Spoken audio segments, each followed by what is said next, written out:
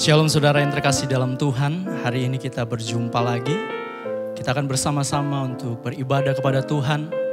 Mari kita persiapkan hati dan pikiran kita. Kita berdoa. Kami bersyukur Tuhan, karena kasih karunia-Mu kami ada sebagaimana kami ada. Engkau baik Tuhan, dan hari ini kami mau menyembah dan memuliakan nama-Mu. Sucikan dan kuduskan hati dan pikiran kami. Haleluya, haleluya.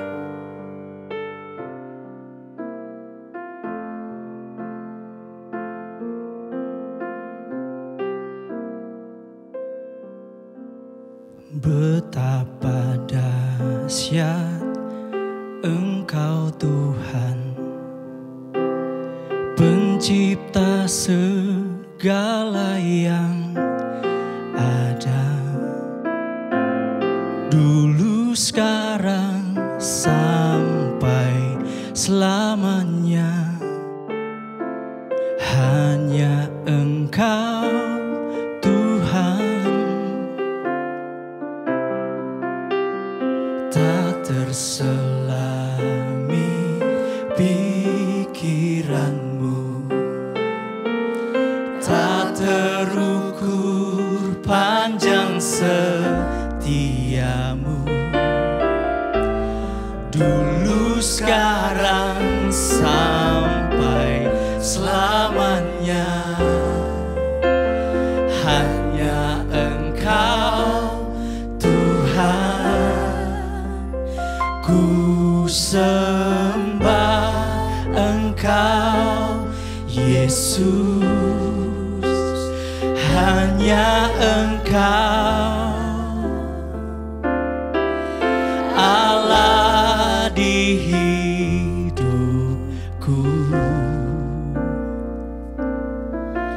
Tiada yang lain, hanya Kau. Hanya Engkau Tuhan selamanya. Kau tetap Allah, walau dunia semua bergoncang, tak tergoyahkan. Kau tetap Allah.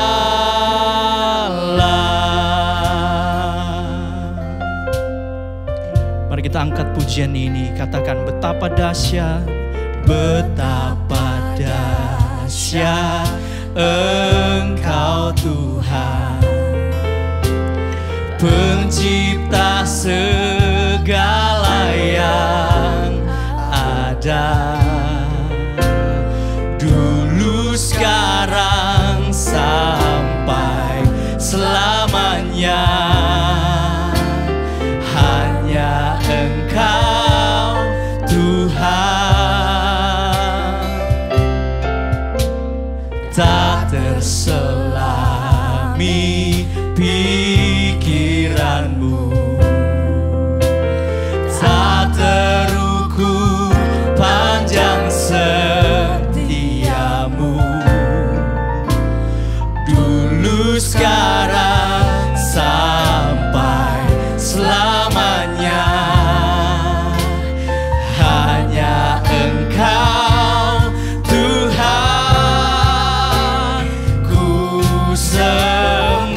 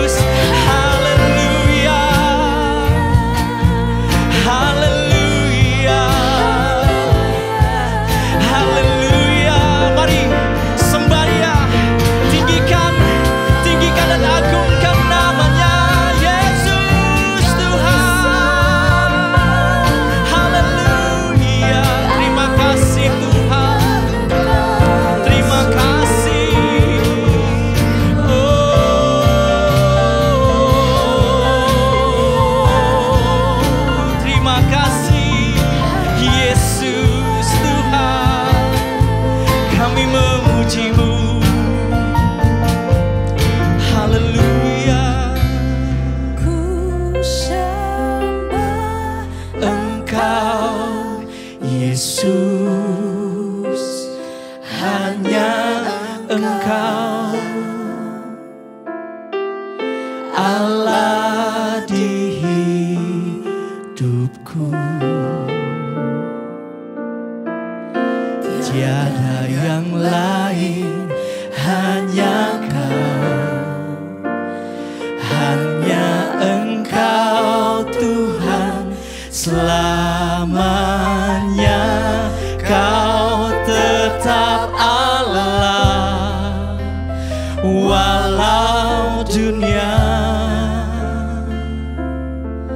semua bergoncang. Amin Tuhan, tak tergoyahkan, Kau tetap Allah. Oh, ku sembah Engkau Yesus, hanya Engkau Allah di hidupku. Tiada yang lain, hanya Engkau. Oh, selamanya Kau tetap Allah walau dunia semua bergoncang. Tak tergoyahkan, Kau tetap Allah. Kau tetap Allah. Kau tetap Allah.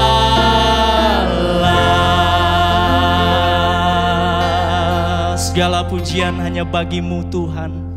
Di tempat kudus-Mu kami menyembah, di tempat kudus-Mu kami memuliakan nama-Mu. Di dalam nama Yesus, haleluya, haleluya, amin. Puji Tuhan, hari ini kita akan bersorak dan memuji nama Tuhan. Kita angkat pujian Tuhanku Maha Besar.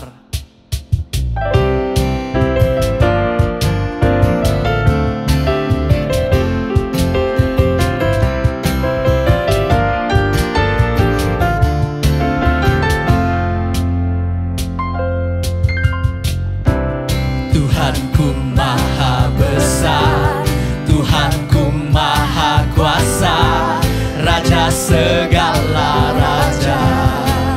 Amin. Dia takkan tergoyahkan, Dia takkan terkalahkan. Dia hidup dan berkuasa. Serukan, serukan namanya, Yesus Tuhan Raja. Segala kuasa tunduk dalam namanya. Dia luar biasa, perkasa mulia. Yesus nama di atas segala nama. Haleluya. Kita mau sorakan hanya Yesus yang Maha Besar. Mari bersama katakan, Tuhanku Maha Besar. Tuhanku Maha Besar, Tuhanku Maha Kuasa, Raja segala raja. Dia tak tergoyahkan, Dia takkan tergoyahkan, Dia takkan terkalahkan. Dia hidup dan berkuasa. Mari bersama serukan namanya, Yesus Tuhan Raja. Segala kuasa tunduk dalam namanya. Dia luar biasa, perkasa mulia. Yesus nama di atas segala nama. Serukan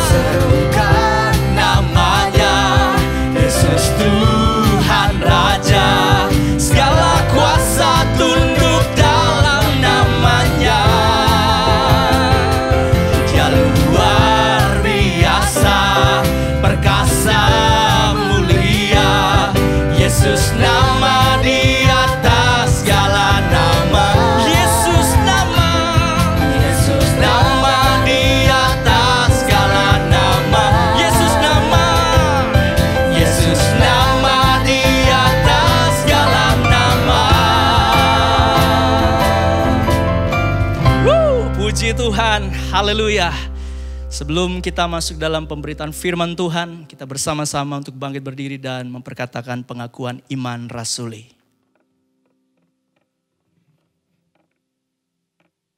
Pengakuan iman rasuli 1, 2, dan 3.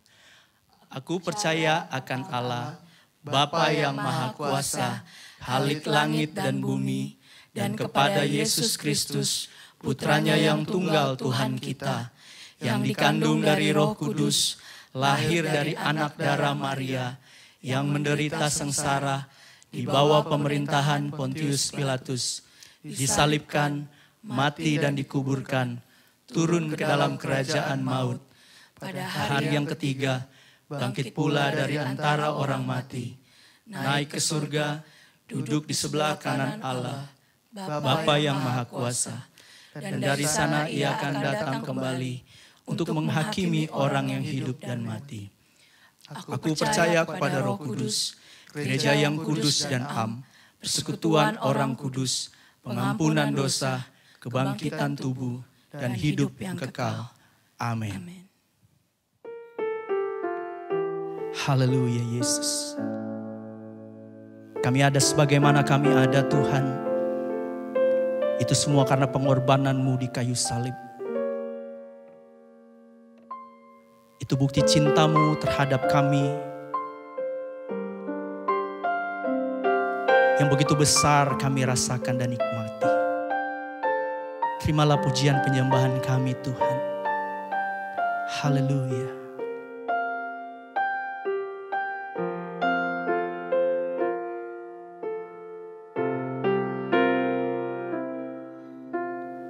Hanya Kau Tuhan di hidupku. Kau berikan hidup yang baru. Darah-Mu menyucikan, pulihkan hatiku. Ku nyatakan Kaulah segalanya. Engkaulah sumber pengharapan. Kuasa-Mu sanggup menyembuhkan. Jiwaku pun berserah hanya kepada-Mu. Yesus, Kaulah segalanya.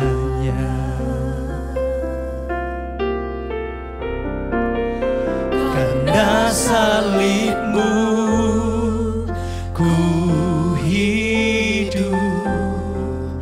Karena salib-Mu ku menang. Engkau yang berkuasa, sanggup untuk melakukan mujizat-Mu di hidupku.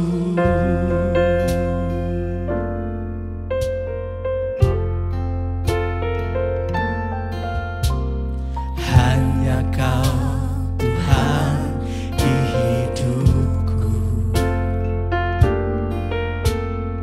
Kau berikan hidup yang baru. Darah-Mu menyucikan, pulihkan hatiku. Ku nyatakan Kaulah segalanya. Engkaulah sumber, Engkaulah sumber pengharapan. Kuasa-Mu sanggup menyembuhkan.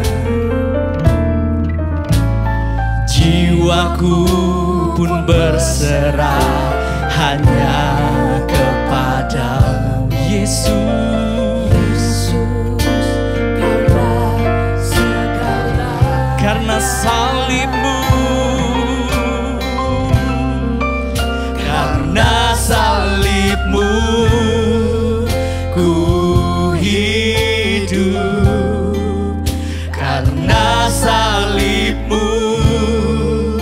Ku menang, Engkau yang berkuasa, sanggup untuk melakukan mujizat-Mu. Karena salib-Mu ku hidup, karena salib-Mu ku menang. Engkau yang berkuasa, sanggup untuk melakukan mujizat-Mu di hidupku.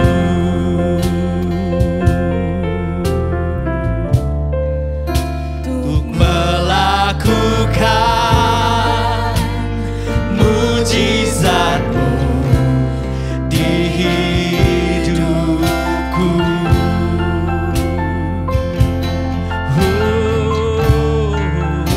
Untuk melakukan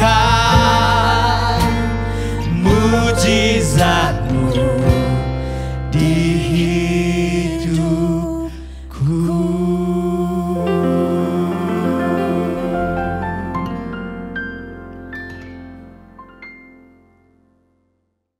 Mari kita bersatu di dalam doa. Bapa di surga, terima kasih atas anugerah-Mu di mana kami masih boleh lagi dapat datang kepadamu, beribadah kepadamu. Kami telah dan sudah memuji dan memuliakan akan nama-Mu. Tiba saat bagi kami untuk mendengarkan firman Engkau. Dan biarlah kiranya firman Engkau ini boleh memberikan kepada kami sebuah dorongan yang kuat untuk kami boleh menjadi orang percaya umat-Mu yang tetap terus berpegang kepada firman kebenaran Engkau. Urapi akan hamba-Mu dan pakai mulut lidah bibir hamba dengan tuntunan hikmat yang daripada Engkau. Sehingga lewat pelayanan penyampaian firman ini boleh memberkati banyak orang, menghibur banyak orang, menguatkan banyak orang. Terlebih lagi nama Engkau Tuhan Yesus dipermuliakan. Terima kasih, kami berdoa di dalam nama Tuhan Yesus Kristus. Haleluya. Amin. Shalom Bapak Ibu, kita jumpa kembali. Dan saatnya saya akan menyampaikan firman Tuhan buat kita sekalian. Dan mengangkat sebuah tema kesabaran di dalam mengendalikan emosi. Nah saudaraku, ada 3 karakteristik yang sangat disukai Tuhan ini menurut pendapat saya. Yang pertama itu adalah kebenaran. Yang kedua adalah kejujuran. Dan yang ketiga itu adalah kesabaran. Nah karakteristik ini merupakan sebuah komoditas yang sangat-sangat bernilai tinggi.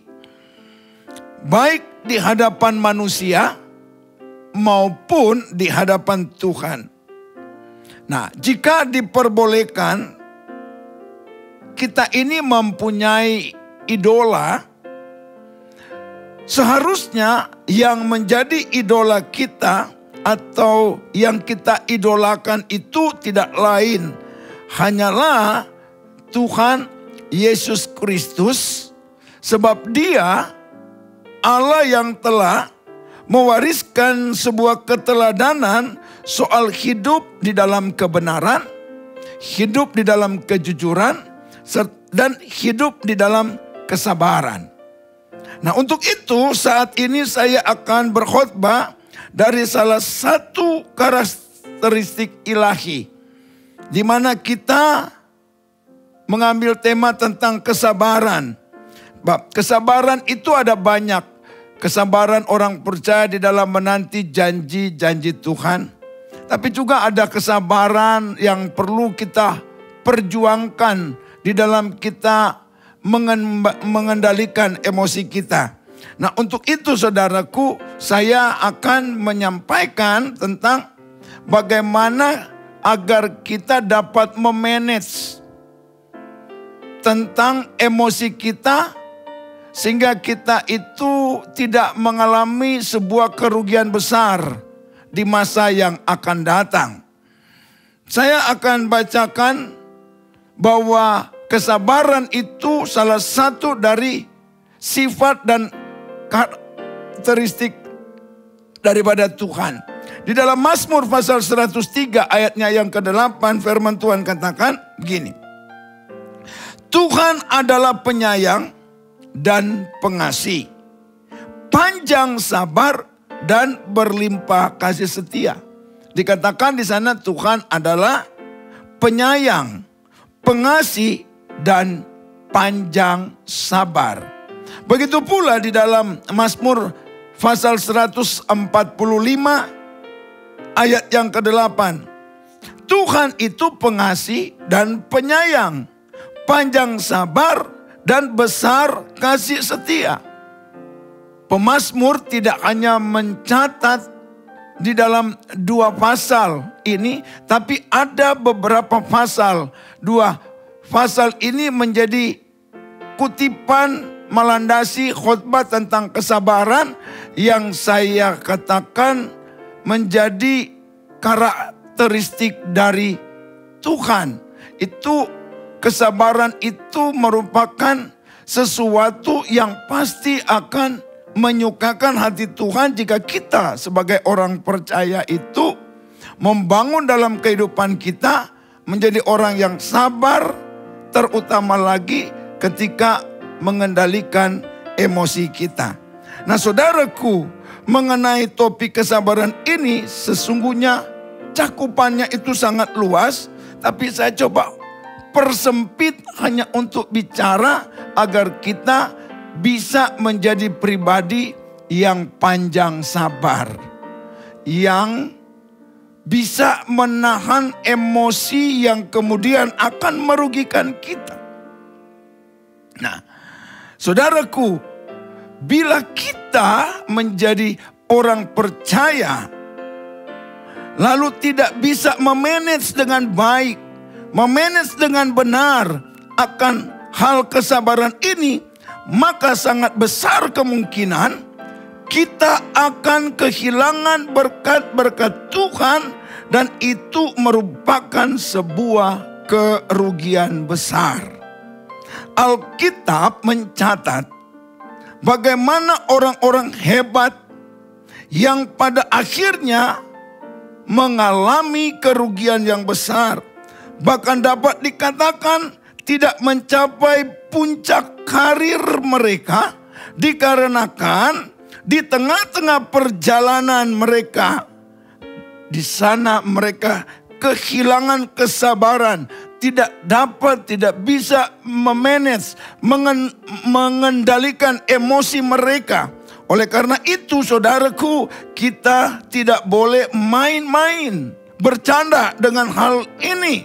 Sebab contoh di depan mata kita adalah pribadi sekaliber Nabi Musa. Saya akan sampaikan kepada saudara, pribadi sekaliber Nabi Musa, sekalipun saudaraku, dia mengalami sebuah kerugian yang sangat besar. Disebabkan karena akhirnya dia, sekalipun di dalam firman Tuhan dikatakan di dalam Bilangan pasal yang ke-13 ayat yang ke-3, perhatikan baik-baik, dikatakan siapa Musa gerangan itu, yang bicara ini adalah Tuhan. Dikatakan adapun Musa ialah seorang yang sangat lembut hatinya, lebih dari setiap manusia yang di atas muka bumi ini. Wow, luar biasa. Musa itu dikatakan oleh Tuhan adalah seorang pribadi yang memiliki hati yang begitu lembut, hati yang sangat lembut. Namun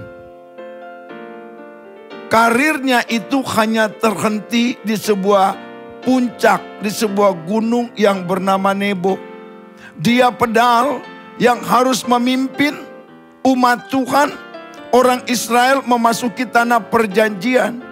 Tapi ketika dia kehilangan kesabaran, tidak bisa mengendalikan emosi, maka kemudian dia melanggar kekudusan, dia melanggar kehormatan Tuhan, sehingga pupuslah harapan untuk masuk di tanah Kanaan.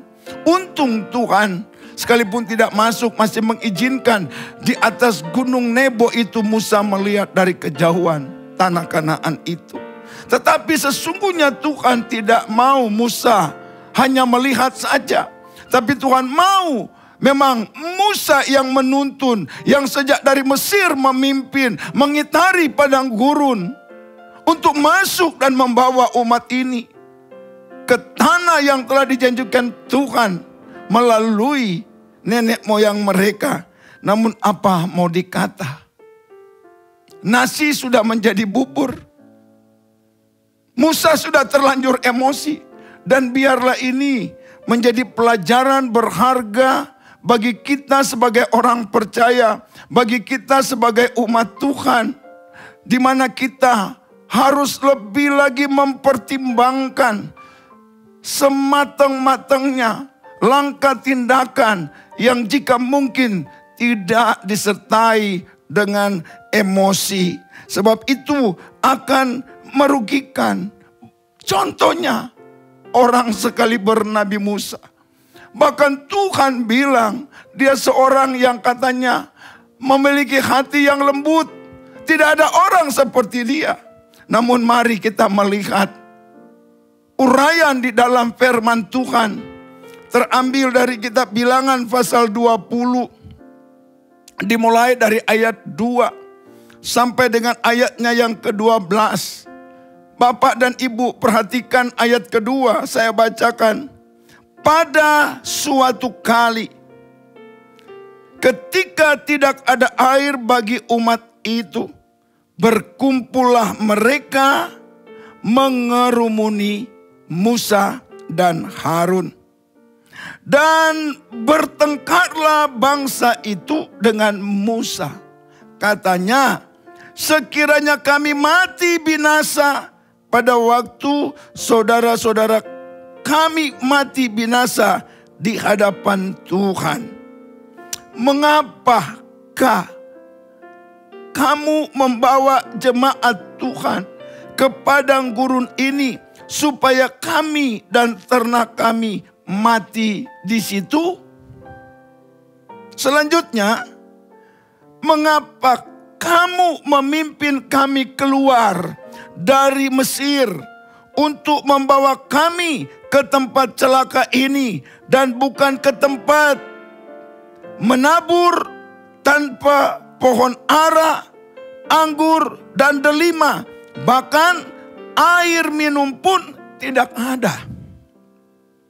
Pada ayatnya yang ke-6, maka pergilah Musa dan Harun dari umat itu ke pintu kemah pertemuan, lalu sujud. Kemudian tampaklah kemuliaan Tuhan kepada mereka. Tuhan berfirman kepada Musa, ambillah tongkatmu itu, dan engkau dan Harun kakakmu harus menyuruh umat itu berkumpul. Katakanlah di depan mata umat itu atau di depan mata mereka kepada bukit batu itu supaya diberi airnya. Demikianlah engkau mengeluarkan air dari bukit batu itu bagi mereka dan memberi minum umat itu serta ternaknya. Lalu Musa mengambil tongkat itu dari hadapan Tuhan seperti yang diperintahkan Tuhan kepadanya. Ketika Musa dan Harun telah mengumpulkan jemaah itu di depan bukit batu itu, berkatalah Musa kepada mereka, kepada umat itu, dengarlah kepadaku, hai orang-orang durhaka, apakah kami harus mengeluarkan air bagimu dari bukit batu itu? Sesudah itu Musa mengangkat tangannya lalu memukul bukit batu itu dengan tongkatnya 2 kali. Maka keluarlah banyak air sehingga umat itu dan ternak mereka dapat minum. Tapi Tuhan berfirman kepada Musa dan Harun, karena kamu tidak percaya kepadaku dan tidak menghormati kekudusanku di depan mata orang Israel, itulah sebabnya kamu tidak akan membawa jemaah ini masuk ke negeri yang akan kuberikan kepada mereka. Negeri yang dikenal dengan tanah Kanaan. Negeri yang disebut tanah perjanjian. Nah, saudaraku, dalam bacaan perikop ini kita belajar bersama-sama, karena di sana saya mendapati 2 pelanggaran yang dilakukan oleh Nabi Musa. Manakala dia tidak dapat mengendalikan emosinya, di mana Musa terpancing oleh sungut-sungut dan bertengkar dengan orang Israel yang pada akhirnya mendatangkan sebuah kerugian besar bagi seorang Musa.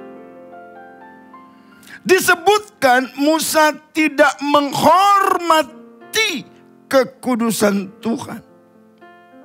Nah, disebutkan Musa tidak menghormati kekudusan Tuhan.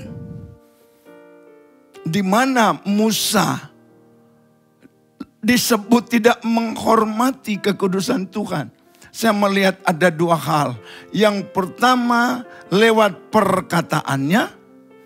Yang kedua lewat tindakannya. Sekali lagi, 2 kesalahan besar yang menggambarkan seorang yang memiliki hati yang lembut bernama Musa, yang pada akhirnya melanggar untuk dikatakan tidak menghormati kekudusan Tuhan, baik melalui perkataan yang pertama dan yang kedua melalui tindakannya. Perhatikan baik-baik, saya akan membacakan kembali kepada saudara yang menjadi pelanggaran Musa, sehingga membuat karirnya terhenti hanya sampai di Gunung Nebo. Membuat Musa tidak diizinkan Tuhan untuk masuk ke tanah perjanjian bersama dengan umat yang dengan jerih lelah. 2 kali 40 tahun dia memimpin bangsa itu mengitari padang gurun. Saudaraku, ini sangat menyakitkan. Last minute Musa terhenti. Artinya dalam sebuah pertandingan, saya dapat katakan Musa tidak mencapai garis finish. Musa tidak mengalami happy ending dari finishing well. Mari kita perlu untuk mewaspadai tindakan kita, perkataan kita yang didasarkan pada emosi yang tidak dapat dikendalikan. Ayatnya yang ke-10, disinilah pelanggaran Musa. Dengarkanlah kepadaku, hai orang-orang durhaka. Sekali lagi, dengarkanlah kepadaku, ini kata Musa, hai orang-orang durhaka. Saudaraku yang dikasihi Tuhan, Tuhan tidak menyatakan bangsa ini orang-orang durhaka. Bangsa ini adalah umatnya Tuhan. Bangsa ini adalah biji matanya Tuhan. Betul mereka juga punya gelar lain. Tegar tengkuk, keras kepala. Namun Musa tidak punya hak menyebut umat Tuhan ini sebagai orang-orang durhaka. Dan ini Tuhan bilang, engkau telah melanggar dengan tidak menghormati kekudusanku. Menyebut ini umatku ini orang-orang durhaka. Aku Tuhan tidak menyebut mereka orang durhaka. Aku menyuruh mempercayakan engkau memimpin mereka sebagai umatku, biji mataku, untuk membawa mereka masuk ke tempat di mana aku telah berjanji bahkan dengan sumpah melalui nenek moyang mereka, Abraham, Ishak, dan Israel. Kenapa engkau berkata mereka ini orang-orang durhaka? Dari mana engkau mendapatkan perkataan ini?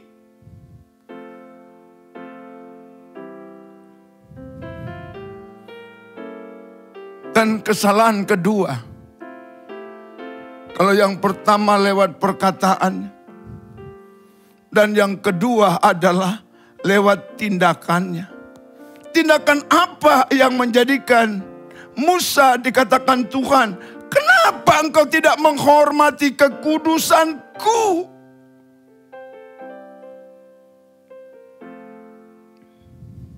Saya baca pada saudara yang dikasih Tuhan Yesus pada ayatnya yang ke-8.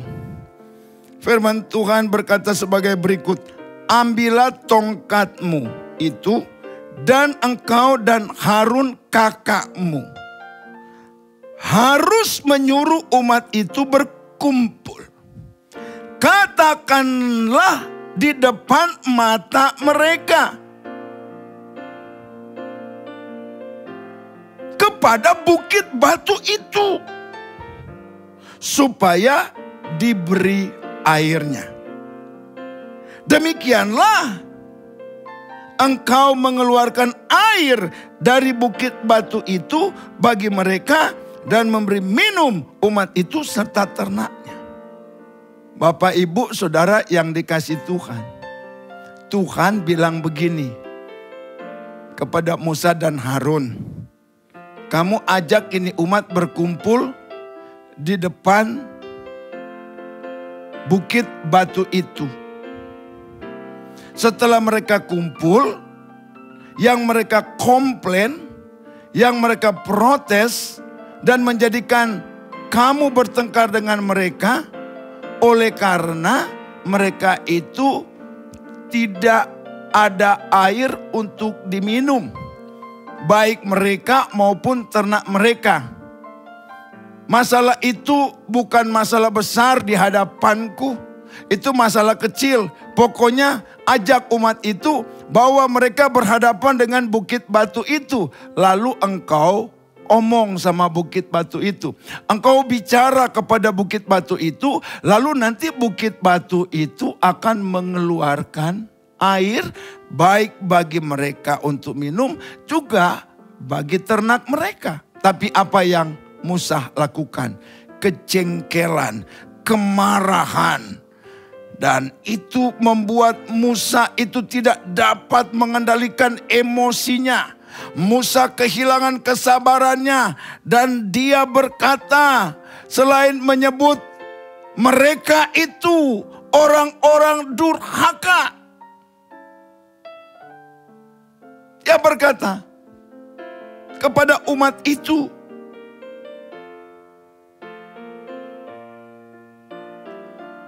saya akan mengeluarkan air bagimu, biar kamu puas minum. Dan apa yang dilakukan Musa? Coba saudara perhatikan ayat 11. Musa mengangkat tangannya, lalu memukul bukit batu itu dengan tongkatnya. Enggak tanggung-tanggung. 2 kali. Itu adalah sebuah pelampiasan emosi. Di mana benar-benar ini sangat menggambarkan Musa, sekalipun lembut hati, saudaraku, dia terpancing, dia terpuruk, dia mengikuti emosi. Ini saya pelajari bukan soal saudara dan saya punya hati lembut atau tidak. Tetapi masing-masing kita, jika kita mau, kita mampu untuk dapat mengendalikan emosi kita. Agar kita tidak melakukan sebuah tindakan yang kelak merugikan kita. Yang akan menghentikan karir kita. Yang akan membuat kita menjadi jauh dari berkat-berkat Tuhan.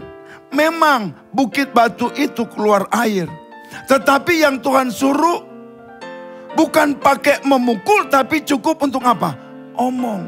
Berarti Tuhan memberikan kuasa perkataan melalui mulutnya Musa, cukup. Dan bukit batu itu akan nurut. Karena ada kuasa di dalam perkataan seorang nabi yang telah diutus oleh Tuhan. Saudaraku yang dikasihi Tuhan, ini sebuah pelajaran penting. Musa kehilangan kesabaran. Musa tidak bisa mengendalikan emosi. Dan akhirnya di mata Tuhan dia tidak pantas lagi untuk masuk tanah perjanjian. Kenapa? Karena dia telah tidak lagi menghormati kekudusan Allah. Lewat perkataan yang berkata ini umat durhaka. Ini orang-orang durhaka. Padahal mereka di mata Tuhan, mereka adalah apa? Disebut biji mata Tuhan. Umat kesayangan Tuhan. Dan kedua, Tuhan cuma bilang, kamu cukup omong sama bukit batu. Omong saja. Tetapi apa yang dilakukan Musa? Dia tidak omong, tetapi dia lampiaskan emosinya dengan apa? Nih biar kamu tahu. Dan bukit akan mengeluarkan air. Dia pukul bukit batu itu sampai 2 kali, Bapak Ibu. Ini harus menjadi pelajaran penting bagi kita yang menjadi pribadi yang mudah emosi. Saudara, kita jangan terlalu mudah terpancing. Ya, banyak hal menjadi kita tidak sabar terhadap istri. Banyak hal menjadi kita tidak sabar terhadap suami. Banyak hal kita menjadi tidak sabar terhadap keluarga. Saudara-saudara kita sesama anak Tuhan. Pendeta terhadap jemaat. Pendeta, gembala terhadap majelis. Tapi sebaliknya juga majelis terhadap gembala. Mereka geregetan. Mereka melampiaskan emosi. Kadang-kadang pendeta disudutkan, pilih dia atau pilih saya. Kalau pilih dia, saya yang keluar. Ini semuanya tidak didasarkan pada orang-orang yang menggambarkan sebagai pengikut Tuhan yang memiliki karakter ilahi tentang kejujuran, kebenaran, dan kesabaran. Kita akan lanjut melihat contoh yang kedua. Saya contohkan ini bukan orang-orang sembarangan. Ini orang-orang hebat. Orang-orang yang menyenangkan Tuhan sehingga mereka dipilih oleh Tuhan untuk menjadi pemimpin yang hebat. Pemimpin yang besar. Kenapa? Karena yang dipimpin adalah umat kesayangan Tuhan. Nah, contoh yang kedua, saudara yang dikasihi dalam Kristus Yesus. Saya akan mengajak untuk kita sama-sama melihat seorang tokoh bangsa Israel yang lagi-lagi harus kehilangan jabatan besar hanya gara-gara tidak bisa mengendalikan emosinya alias tidak sabar untuk menunggu munculnya seorang Nabi Samuel. Tokoh yang saya maksudkan tidak lain adalah raja umat Tuhan yang pertama. Raja pertama bangsa Israel yang bernama Saul. Olehnya kita akan bersama-sama melihat di dalam perikop 1 Samuel pasal 13 ayat 1 sampai dengan ayatnya yang ke-22. Di mana dalam perikop ini Lembaga Alkitab Indonesia atau LAI memberikan judul ketidaktaatan Saul waktu orang Filistin datang menyerang. Sesungguhnya Bapak Ibu, Dalam kisah ini disebutkan Saul tidak taat oleh karena ketidakmampuannya untuk bersabar dengan waktu yang sedikit saja. Dia tidak bisa memanage, mengendalikan emosinya. Dan akhirnya Saul harus kehilangan jabatan yang luar biasa. Dia harus tersingkir. Tidak lagi menjadi seorang raja. Karena Tuhan telah memilih seorang yang berkenan di hatinya. Dan apa yang menjadi gelar Saul? Di dalam 1 Samuel 13 ayatnya yang ke-13 saya bacakan begini. Kata Samuel, ini nabi, kepada Saul, perbuatanmu itu bodoh. Jadi ternyata orang yang mudah tersulut, terbakar emosi, orang yang kehilangan kesabaran itu Nabi Samuel bilang itu orang bodoh. Perhatikan itu, ingat itu, camkan itu. Orang yang sering hanya tersulut dengan perasaan emosi itu bukan orang bijaksana, bukan orang arif, bukan orang pintar, tetapi orang bodoh. Selanjutnya dikatakan engkau tidak mengikuti perintah Tuhan Allahmu yang diperintahkannya kepada. Sebab sedianya Tuhan mengokohkan kerajaanmu atas orang Israel. Bukan sekian tahun, tetapi untuk selama-lamanya. Ternyata sekalipun Tuhan itu sudah memberikan, Tuhan dapat mencabut kembali. Karena Dia Allah yang berdaulat. Sekali lagi, Dia Allah yang berdaulat. Dia Allah yang memberi dan yang mengambil. Ingat Ayub bilang begini, terpujilah Tuhan Allah yang memberi, Allah yang mengambil. Dengan telanjang aku datang, dengan telanjang pula aku pergi. Makanya dalam kesemuanya itu Alkitab mencatat, Ayub tidak berbuat dosa. Ketika semua harus hilang, dia tidak tersulut untuk menyalahkan siapa-siapa. Tapi dia mengangkat tangan dan berkata, terpujilah Tuhan Allah yang memberi, Allah yang mengambil. Jadi jangan heran saudaraku. Satu waktu apa yang kita miliki bisa saja Tuhan ambil dengan cara yang kita tidak pahami. Dengan cara yang tidak kita mengerti. Kenapa? Karena mungkin kita telah keluar dari jalur Tuhan. Kita telah menjadi pribadi yang tidak mampu lagi mengelola, memanage, mengendalikan. Kita punya perasaan sehingga mudah tersulut dengan emosi. Saudara yang dikasih oleh Tuhan, peristiwa Saul ini saya sebut itu tragis. Mengapa saya berani katakan demikian? Suatu ketika kisahnya saudaraku, orang Israel ini akan berperang melawan orang Filistin. Dan masing-masing telah mengatur strategi perang. Pihak Israel, pihak Filistin telah membuat strategi masing-masing untuk berperang, untuk bertempur. Namun saudaraku, di pihak orang Israel, perang itu belum boleh dimulai karena masih menanti kehadiran, kedatangan seorang nabi sesuai dengan waktu yang telah ditetapkan, sesuai dengan waktu yang telah ditentukan.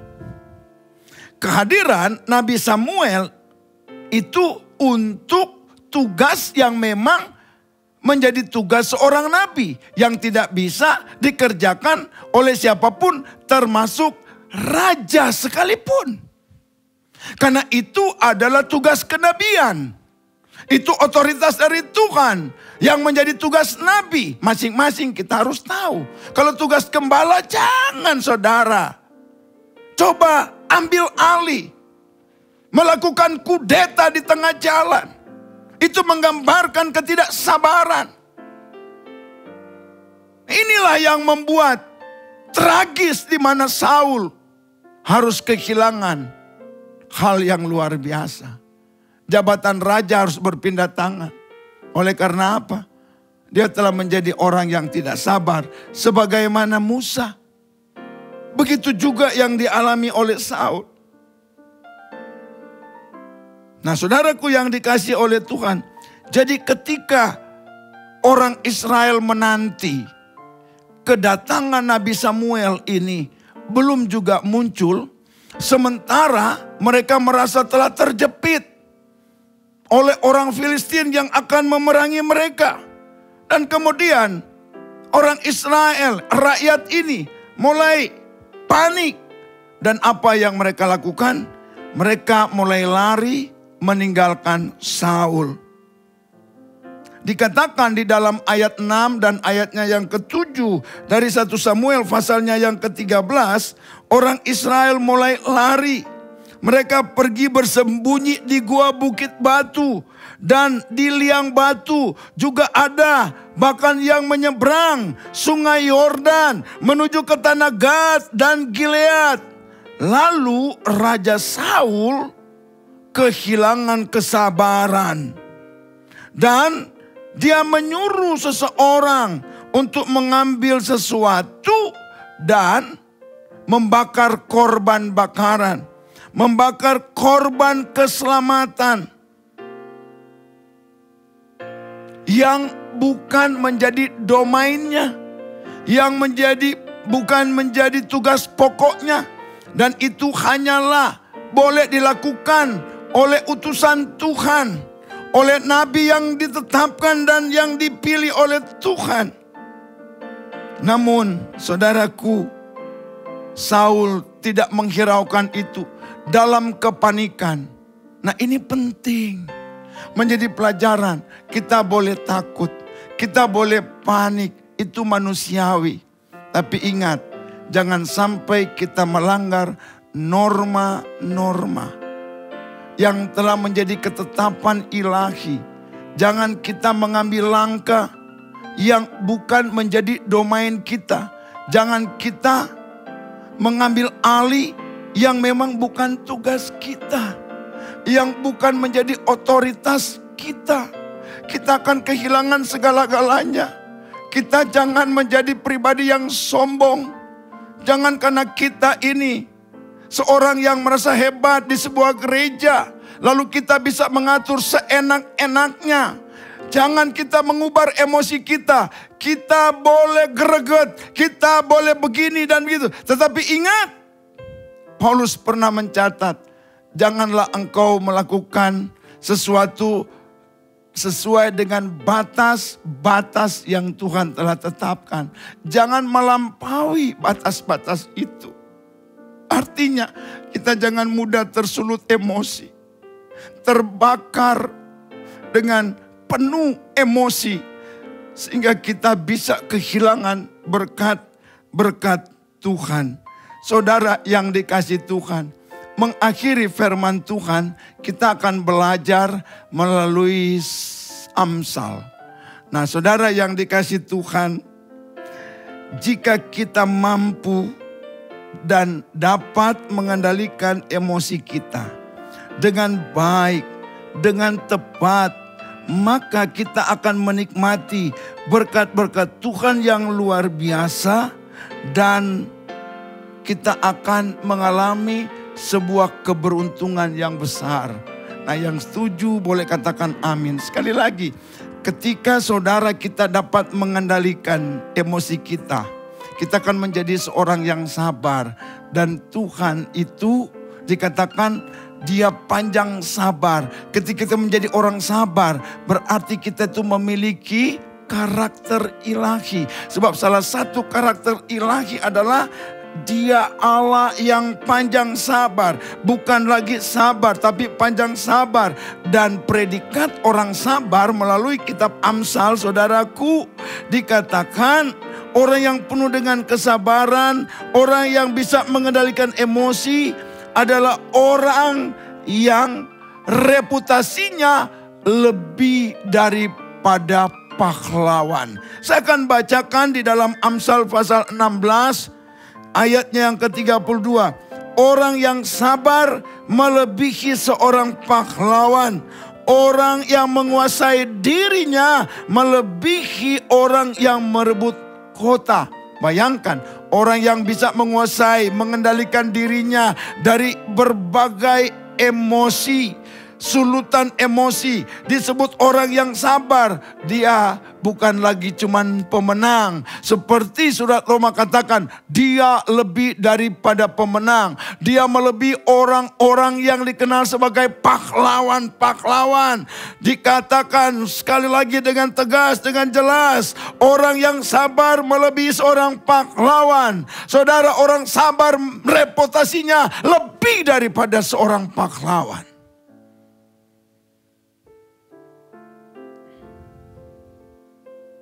Kitab Amsal menyatakan sebagai orang-orang yang sabar bukan hanya gambaran seperti seorang pahlawan, melainkan melebihi.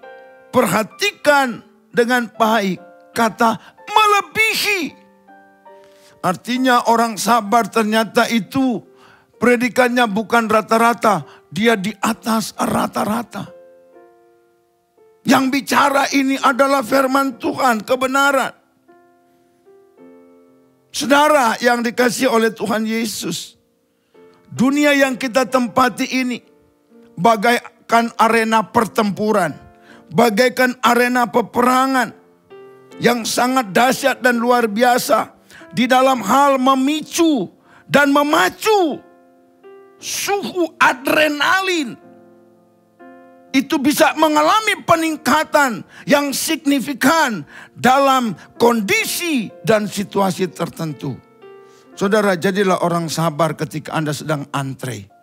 Jadilah Anda orang sabar. Ya, saya kalau melihat Jakarta, para pengendara motor itu sebagian besar itu tidak sabar. Lampu masih merah, mereka nyelonong.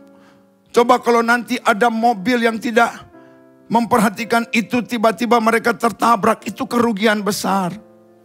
Kadang-kadang saya suka jengkel Bapak Ibu ketika sedang check-in.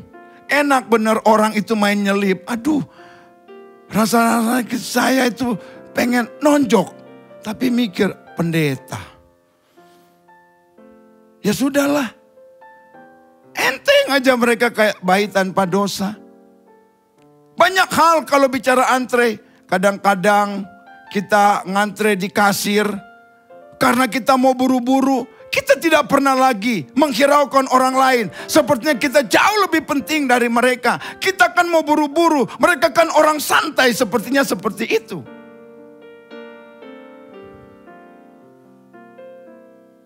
Dari hari berganti hari. Minggu berganti minggu. Bulan berganti bulan. Tahun berganti tahun, bahkan abad berganti abad. Bahkan sepanjang skala zaman hingga saat ini. Dalam hal menjadi seorang yang sabar. Merupakan pergumulan yang tidak mudah. Merupakan pergumulan yang tidak gampang. Alias itu pergumulan yang sulit.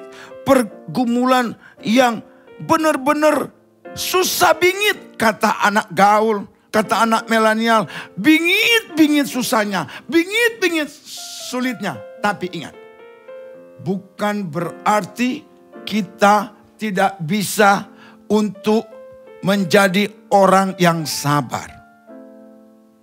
Persoalan cuma satu kata, mau. Lawannya tidak mau. Kita punya penolong yang diutus Bapa yang bernama Roh Kudus. Mari kita mohon pertolongannya. Tuhan, tolong aku agar sepanjang hari ini saya ini boleh sukses di dalam mengendalikan emosi saya. Saya bisa menjadi seorang yang berhasil untuk menjadi pribadi yang sabar. Sabar terhadap A, sabar terhadap B, sabar terhadap ini, sabar terhadap itu. Saudara yang dikasihi Tuhan, terlebih lagi kita yang hidup di sebuah era teknologi yang serba cepat dan cepatnya super, sehingga kita ini terkontaminasi dengan teknologi informasi yang serba modern ini. Melalui berbagai media menjadikan manusia semakin kehilangan kesabaran. Renungkan firman ini. Saya cuma mau menyampaikan, sabarlah di dalam mengendalikan emosi. Karena itu akan memberikan kita keuntungan yang besar. Tapi kalau kita tidak mau untuk sabar, kita akan mengalami kerugian yang besar. Silakan Bapak Ibu mempertimbangkannya. Kiranya firman Tuhan ini boleh menjadi berkat bagi kita, bahkan boleh menjadi bekal dalam proses pembelajaran. Khususnya kita mau mengendalikan emosi kita.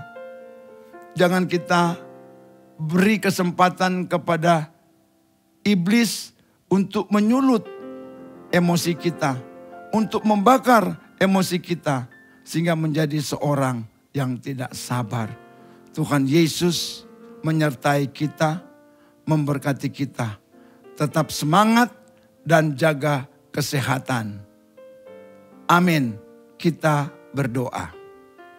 Bapa di surga, terima kasih untuk kesempatan ini kami masih boleh dengarkan firman-Mu.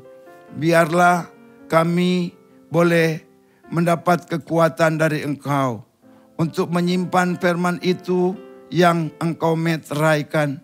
Merenungkan kembali firman itu siang dan malam.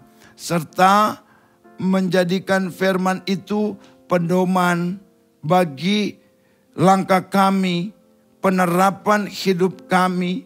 Biarlah firman itu menjadi terang bagi kehidupan kami yang terus menerangi jalan yang akan kami tempuh.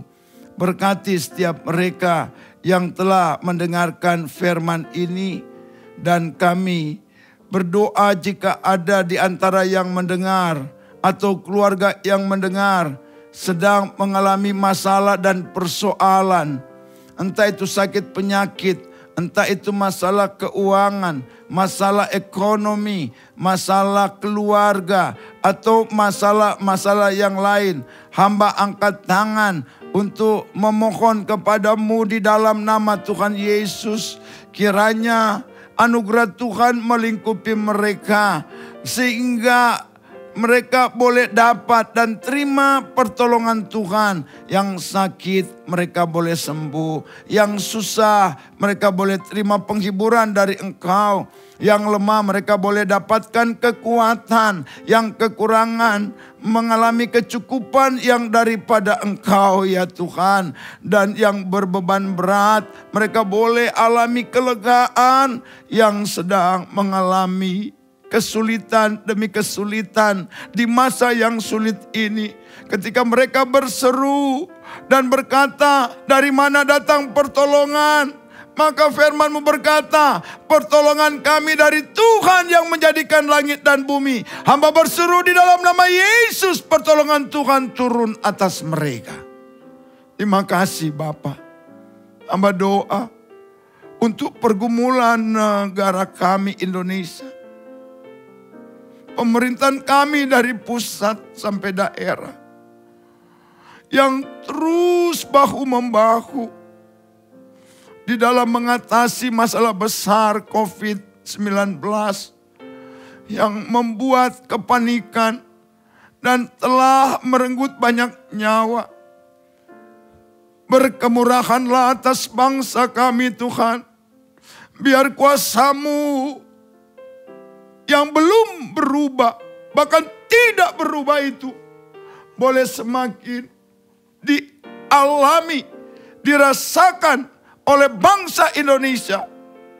Sesegera mungkin jika ini berkenan kepadamu, maka virus corona ini berlalu meninggalkan bumi pertiwi yang kami cintai, yang tersebar dari Aceh sampai Papua, dari Sabang sampai Merauke, dari barat sampai ke timur, bahkan sampai ke ujung timur.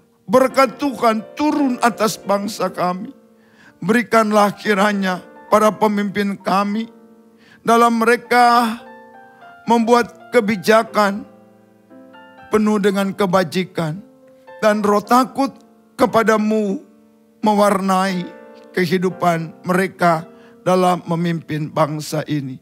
Terima kasih Bapa di surga, terpujilah namamu.